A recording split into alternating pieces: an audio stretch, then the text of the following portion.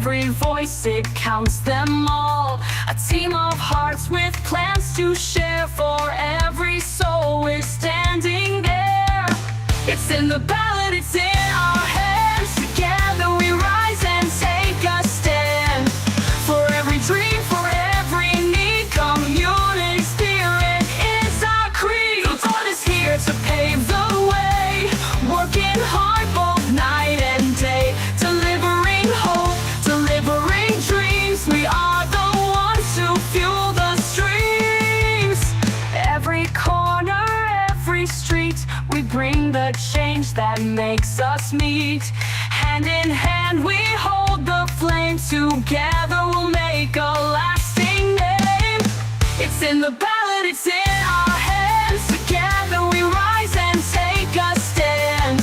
For every dream, for every need, community spirit is our creed.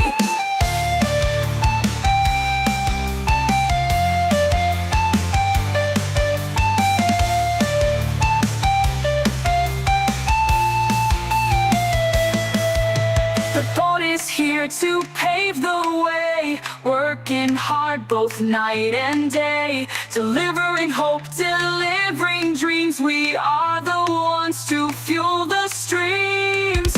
Every corner, every street, we bring the change that makes us meet. Hand in hand we...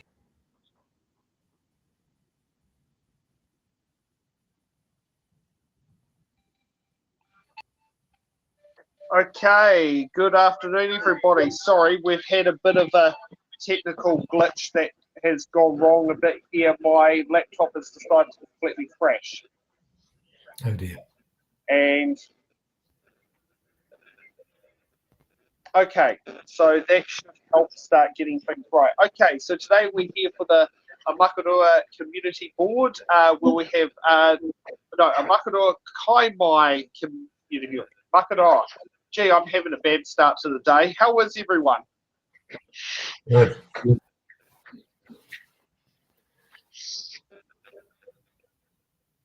Okay, why is my... Yep.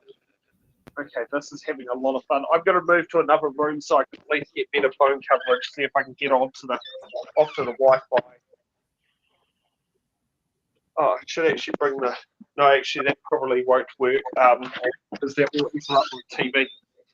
Okay, and I feel all higgledy-piggledy on this because this is what we're deliberately trying to avoid, is literally going live and it going all kapoof while going live. So today we have two candidates here. We've got Chris and Alan, who are going to go around first as an opening statement on why they should receive one of the ticks to become the next community board member. Who would like to go first? I'll go first. Okay, let's go. So I'm already the chair of the community board. I've been in that role for a little over 12 months. I loved every minute of it. I'm enjoying myself, and hopefully we've delivered. In fact, we have delivered a lot of good benefits to Ōmokoroa over the last, over that period of time. So I think you should vote for me because I'm passionate about looking after Ōmokoroa, and I believe that we live in paradise, and I want to make paradise as great as it can be. Okay, thank you for that, Alan. So I'm standing for re-election to the Ōmokoroa Community Board. I've been on the board for 3 years. I'm deputy chair of the community board. I'm team leader of the Ōmokoroa Emergency Response Team, and I'm a JP. Now, as Chris said, we live in paradise. I agree with him on that. But it is not necessarily paradise for all of our community members. There are a number of reasons for that, and for all the time. Those include the cost of living, pressures, including the escalating cost of rates, differences over services provided or not provided, transport issues, etc. My skills are in building consensus as a mediator, as a lead industrial relations negotiator in a number of sectors. My approach has been wise, calm, able to influence people from all walks of life, an unbiased approach, a skilled problem solver. In one area, though, I have a very strong bias, and that bias is a commitment to finding the best solutions for the communities that I work with. I regularly use all of these skills in my community, seeking the vote of the community for my re-election to the board. Thank you very much for watching.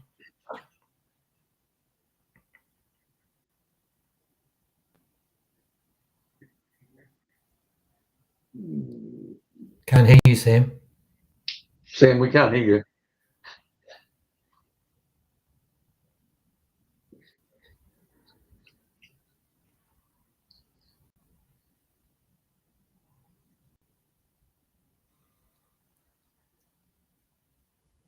Okay. Can hear you now. Okay, it looks like two of us are trying to turn on and off the mute key at the same time. Yep. Okay, it looks like two of us were trying to do the same job at the same time.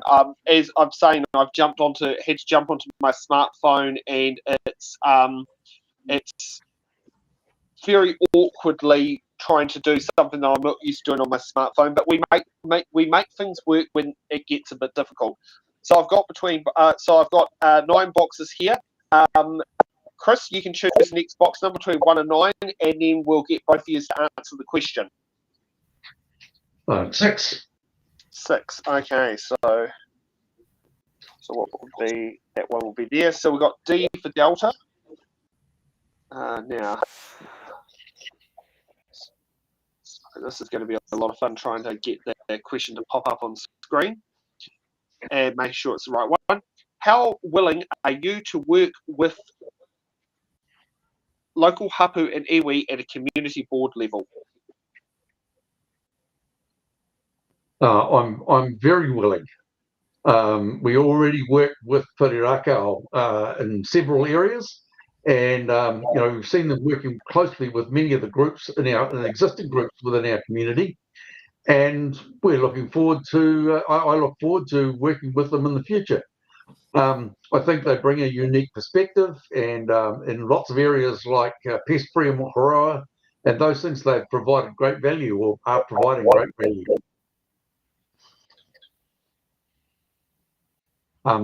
Sorry, I heard some feedback there. Is that me or anyway? So I'm very keen to work with the local hapu and iwi. I think they bring value that is very valuable to the community board. Okay. Sam. Okay, Alan. So answer that question. So I'm Pākehā. However, in my working career and in my time at university, I regularly and successfully interacted and worked with kura, with local hapu, with iwi, including working for 1 year for Te Wānanga Aotearoa, and also mediating a number, not a large number, but a number of disputes in the Maori setting. I agree with Chris that we had an active engagement with Pirirakau, and that's a very positive sign for our community and a positive sign for Pirirakau as well. Okay, thank you for that. Okay, Alan, what's the next box number you'd like to pick? Number 2. Number 2. Okay, we got A for Alpha. Now, there we are. What will be your preference for new street names to be based on in the Ōmokoroa Kaimai Community Board area? I mean, I don't have a particular preference. I think a mix of names is my preference on different parts of the community, and that's in line with how we are as a society, how we are as a country, how we are made up. We do have those requests made from time to time. We're open to submissions being made from the community about the names given. They all have meaning, whether they come from the Maori side or the Pākehā side, and those meanings can have pretty significant substance, and those are things that's important for us to look closely at when we're deciding on those names. Okay. Chris. Oh, hold on a moment. Look, I'm like Alan. I don't have any really hard and fast rules about this. I think that street names need to be practical and that they need to be reasonably short, not too hard to pronounce, not too hard to spell. But I do think that it's really useful if they reflect some geographical, historical, cultural sort of significance, meaning in them. I'm not a great fan of naming streets after mayors and councillors. But I think that's my view. Really, is I don't have any hard and fast rules about it, but or thoughts about it apart from the fact that it just needs to be a practical name. Okay. Now, Alan, what box number? Number 1. Number 1. Okay, we've got G for was it Geyser? Now, I'm just going to make sure that I'm matching up with the right names. Was it G? Okay. What would your role entail in overseeing the planning, regulation, implementation of traffic, parking, signage, and related policy changes in community board consultation? Now, the roles and purposes of so am I talking first?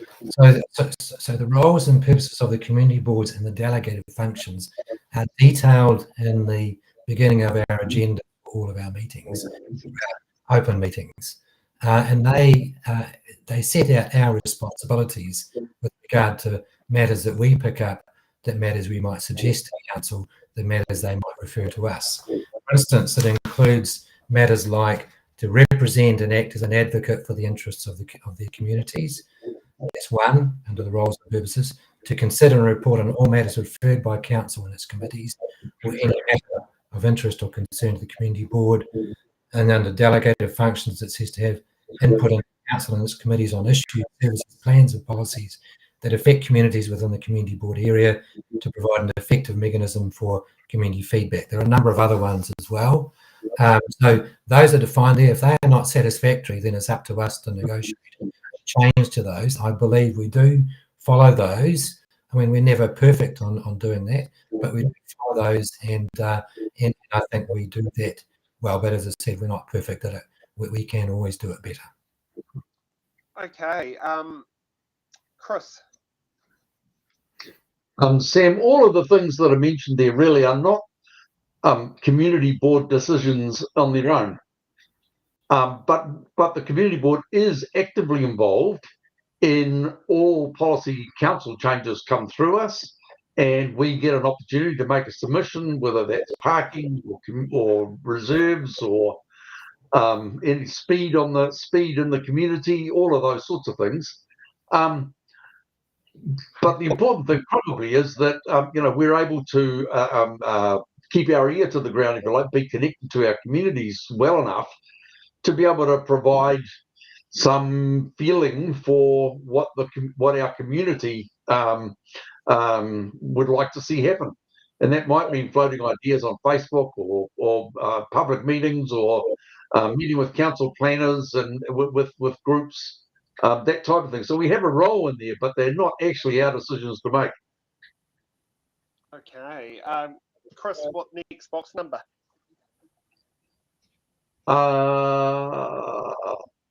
7.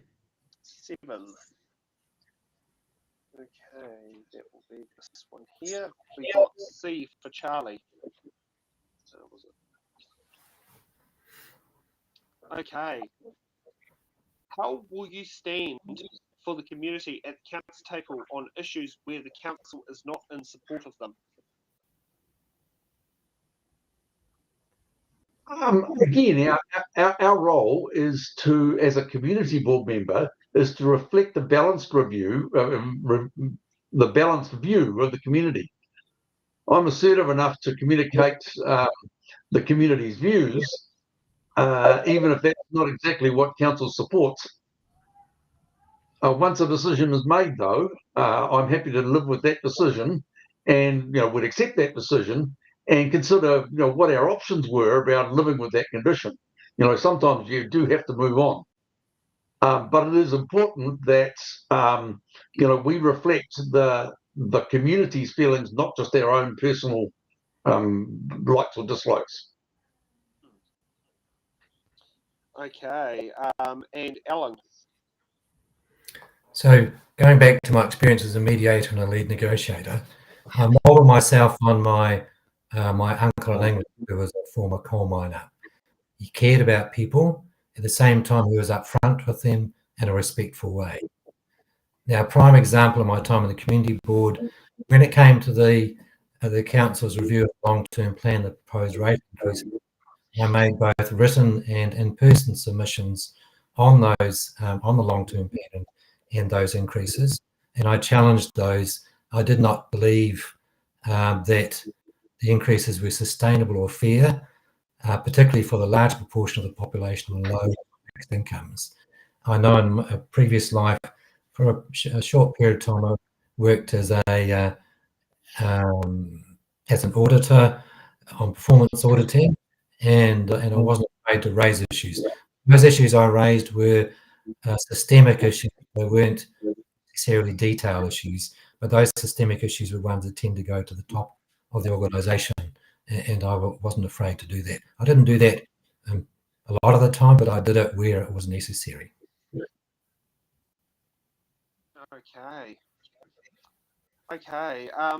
Alan, what box number? Number 8. Number 8. Okay, we got F for Foxtrot. Okay, and then just making sure that it lines up with what's on this one here.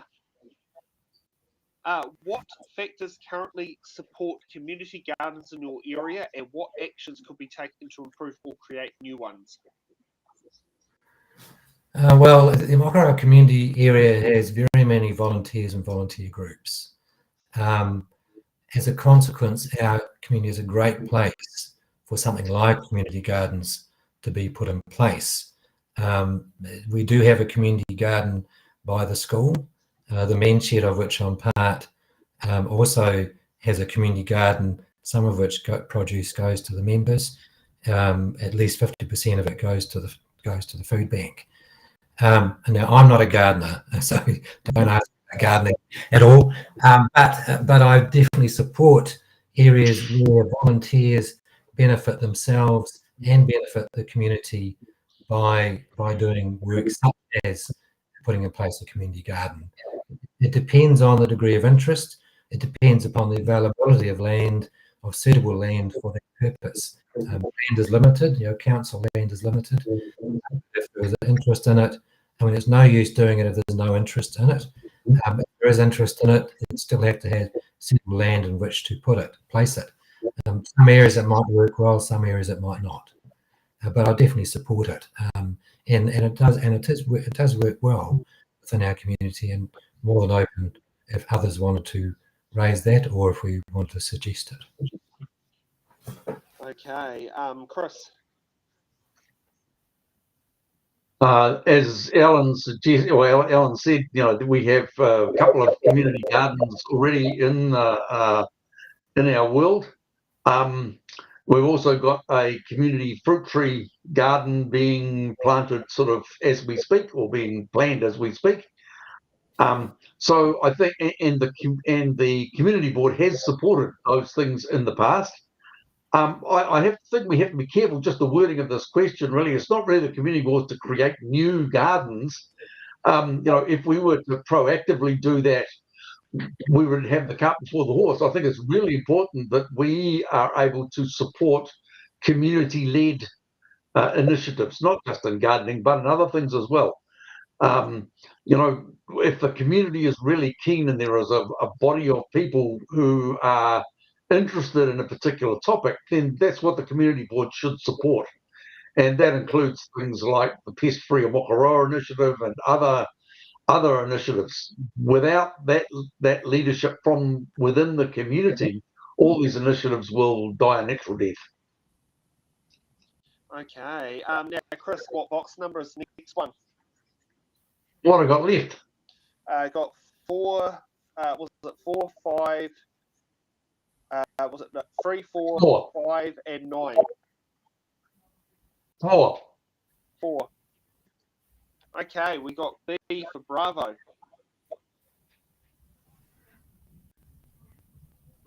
Get the right one on there. Okay, how would you stand up for your community interest if it differs from your own position? Well, as a community board member, my role is to reflect a balanced view of the community. Sometimes that means you have to listen to other people and consider their points. And in fact, you need to be open to changing your opinion once you've spoken to other people. So, but at the end of the day, you have to make a balanced decision about what you think is best for the community, given a wide range of inputs. Okay, Alan. Yeah, my focus is on finding the best solution for the community. Now, that solution may not be the council's ideal solution. It may not be the ideal solution for members of the community. But in saying that, from my previous experience and as a mediator, industrial relations experience, and a lead negotiator, the important thing is for me to listen carefully to the parties and influence them to bring the temperature down sometimes as well, because sometimes the temperature in these situations can be somewhat intense and can make things quite difficult. Now, I've never had the position of being accused of being biased in my 1,200 mediations I did over an 8-year period. So I was always able to deliver on those and to establish contact with those people, irrespective of whether I agreed with them or not. In my lead industrial relations role, sometimes I would see that my employer health board that I work for, maybe their position was unfair. So I would go to them and say, well, I need more scope to settle this matter, otherwise it's not going to be achieved. Or the people on the other side, the union members, have a valid point. But I would certainly act in a fair way in dealing with it. But it's still about finding the best solutions. It's no use finding a solution that is not ideal for the community or is a poor solution for the community. It's about massaging it in such a way that you get the parties to come together on a solution that may work best. Yeah, as I mentioned earlier in my opening part, I do have a strong bias, and that bias is an absolute commitment to the best solution, irrespective of irrespective of where people's positions might be on it. Absolutely love that answer there. Alan, what box number? We've got 3, 5, or 9. 9. Okay, we've got H for hotel, and I'm just going to find. That's the one. It's what happens when you got to try and press buttons on a tiny screen. How accessible is the current community board, and what steps would you take to improve its accessibility if needed? I think we are accessible. I know Chris has done a lot of a number of raised issues with him. He's raised on his own initiative. I have had quite a few instances where that I have identified. Actually, I'll just note down the ones that I have been involved with.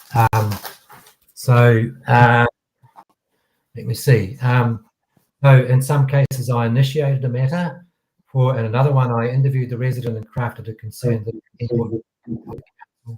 through the customer service portal. For others, I've raised the matter with the council directly or encouraged the person or the organisation to present a case to the community board.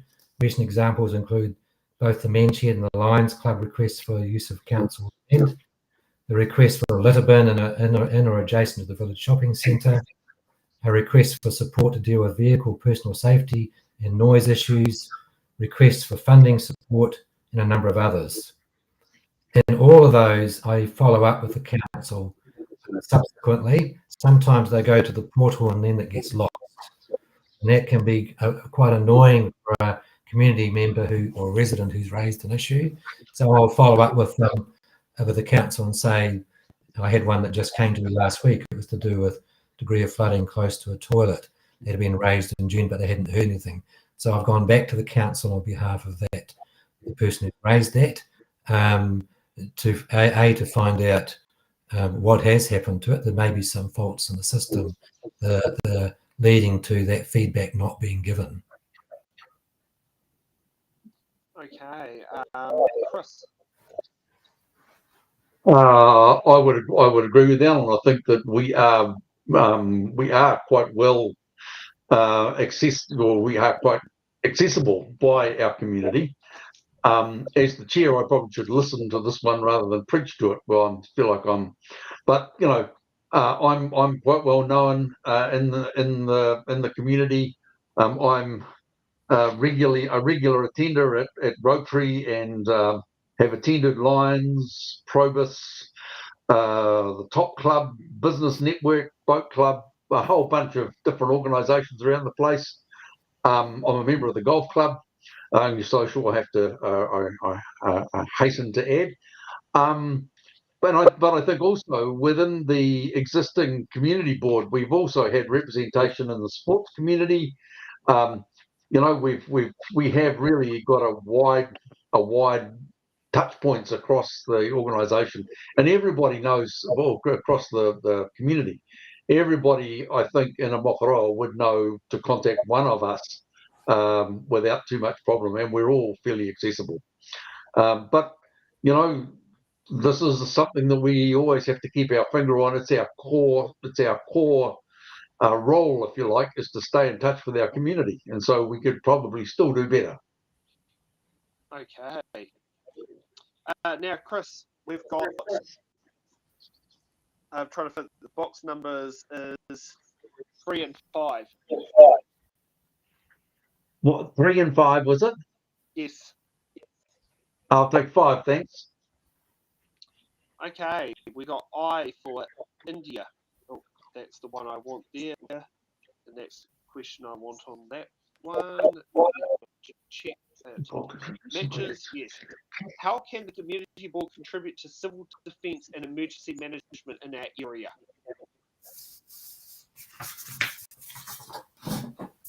Well, we've got both the chair of our emergency management planning and myself are both members of the emergency response group. We've funded various bits and pieces and are open to funding you know, other things in that important area. So I think we probably do as much as we can, given that we've got 2 members on the exec of that within the 6 or 7 people, I suppose. Okay, Alan. So as Chris mentioned, I'm the chair of the Community Emergency Response Team. We have a fantastic team of very experienced and talented people. Chris and the other person who's standing, Murray Marshall, are on the emergency response team, are both very experienced in emergency management. Our core team has 7 members, plus we have a group of surge volunteers that we are building up, including training for them and ourselves. These surge volunteers come principally from service groups within the community. That's Community Patrol, Rotary, Lions, and maybe neighbourhood support. I'm not too certain on that. We also play a key role under the umbrella of the Ōmokoroa Community Policing Group Trust, which includes key groups such as Community Patrol and Neighbourhood Support. There are 2 key areas we're working on at present. One is to train our surge volunteers and ourselves up so that we can cope with a disaster. and secondly, to make ourselves more known in the community. We have late November, we've got a like a doggy day out thing, but an emergency day out. I think it might be similar to sirens and services for the community. As Chris mentioned, we have applied for funding from the community response team. Some of that's come from the community board, some of it's come from other sources. Essentially, the emergency response team is there as a welfare hub for those who need help, but also as a conduit for communication between the community and emergency and civil defence, and then also to link up those who want to offer assistance with those who need assistance. And so we've got a pretty good process in place with a lot of very talented people, or a number of very talented people that are looking to provide that support in the event of a disaster, earthquake, tsunami, whatever. Okay. Now we've got one last question, which is E.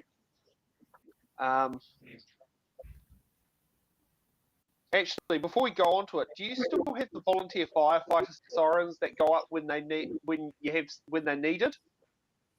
Yes, we do. Yeah. Oh, sorry. That's right. It's something I miss from living in rural Levin. We remember when the siren used to go up, and when in Wellington now that just never happens. So Yeah, we've right. got okay. So we've got E for Echo.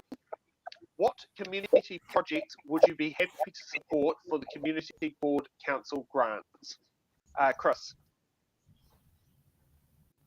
Well, this is a hard question in lots of ways. I mean, the whole purpose of the community grants is that the community comes up with an initiative and comes to us for a grant to help make that initiative happen. We've addressed many of these types of things before. We've the fruit trees and service group things for Probus and various other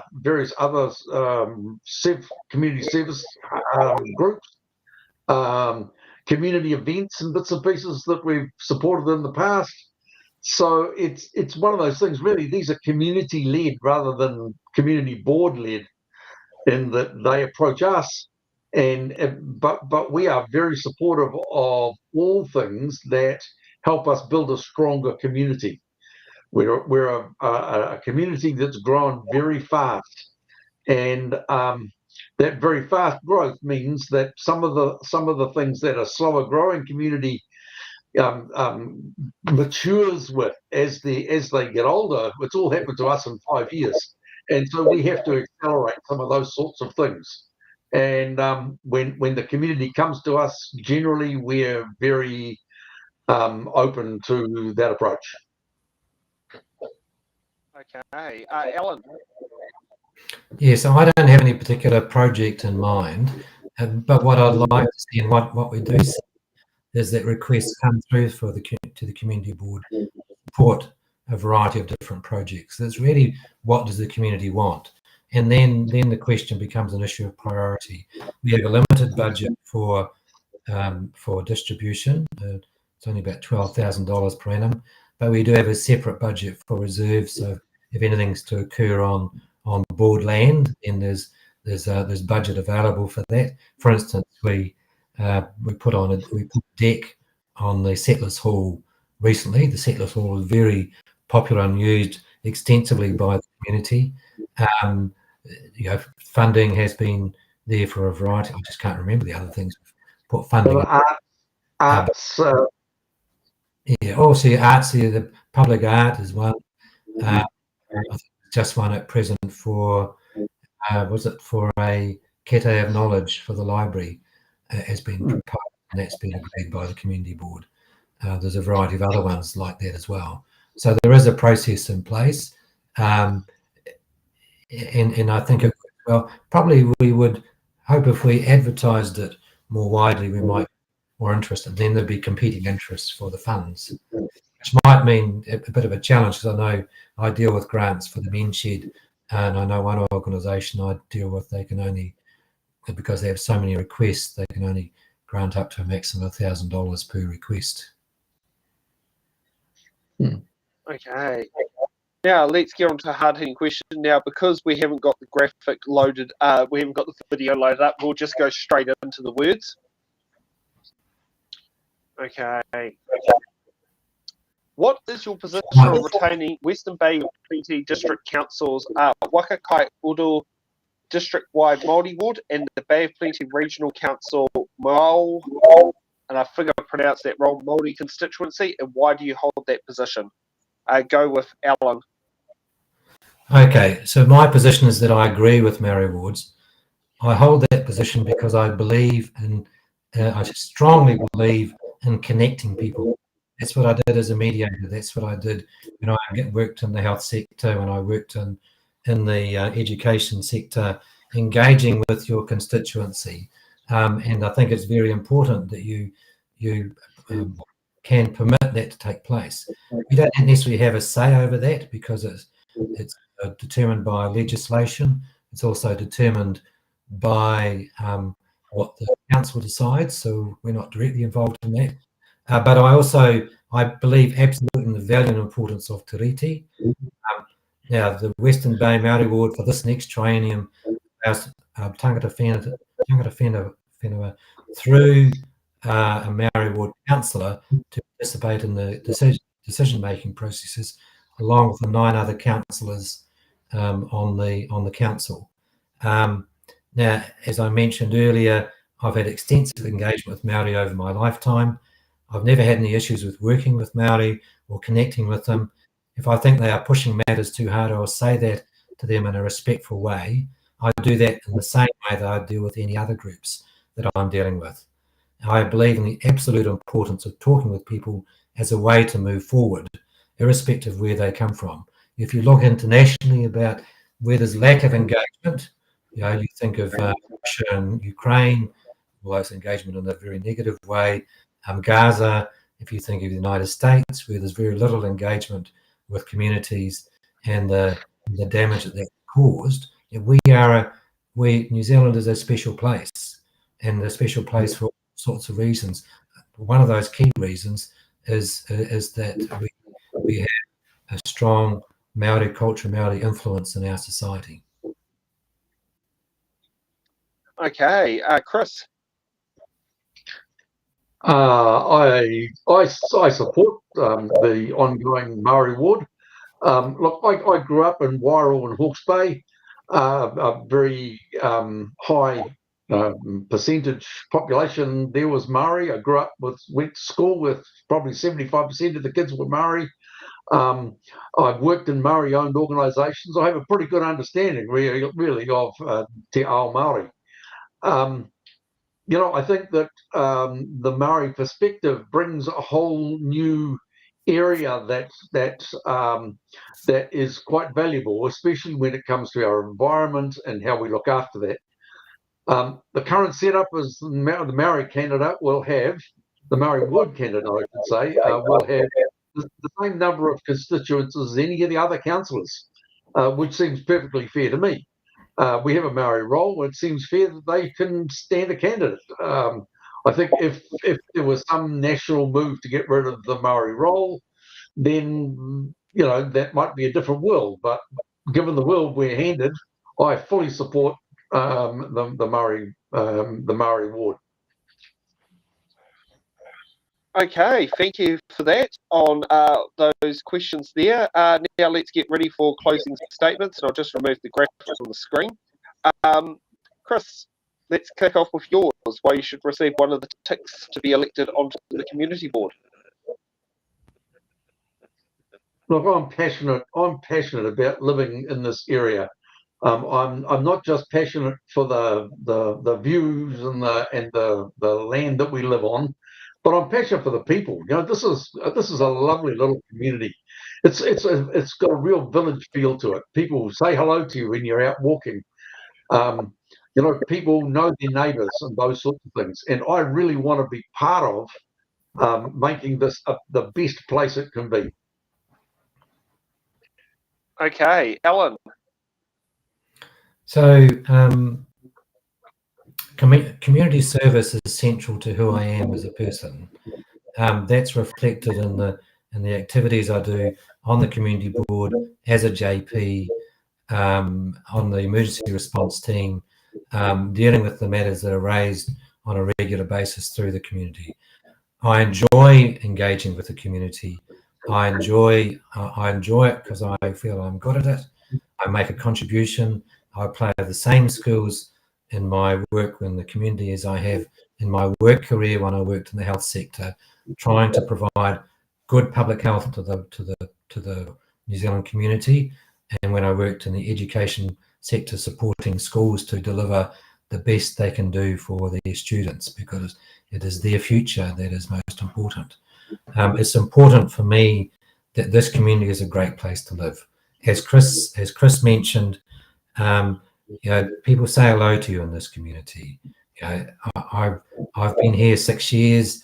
You see people down the street, you have a chat to them. You may not even know them. You might just stop and have a chat. I was walking back from Manshed yesterday, and I had a chat with one of the workmen there. A couple of several months ago, I was walking along Ōmokoroa Road, and where they have all those cones, and the cones some of the cones had fallen over the narrow bit of road that was moving forward. So and so cars were sort of going around those cones on the other side of the road.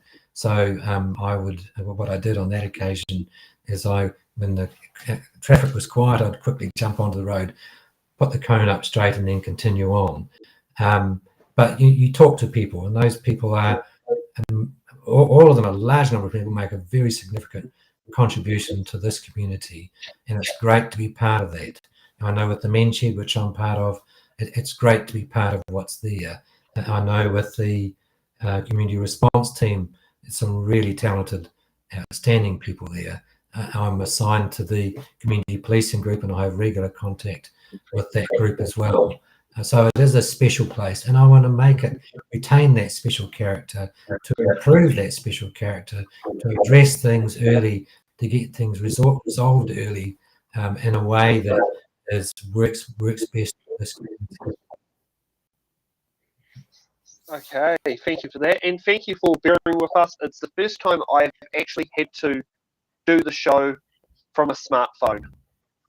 So it's the first time I've actually done that, so it's been quite an interesting experience. We'll be back at 4 o'clock for the Kaimai General Ward of the Western Bay Plenty show. But for our viewers for tuning in for today, thank you for watching. And if you're watching this later on, feel free to share this around amongst your voters and all that, to get to know your candidates in your area on who to vote for local body elections 2025. Thank you for our candidates participating, and thank you for our team for making this show work. Have a good afternoon. Thank you, Sam and Chris.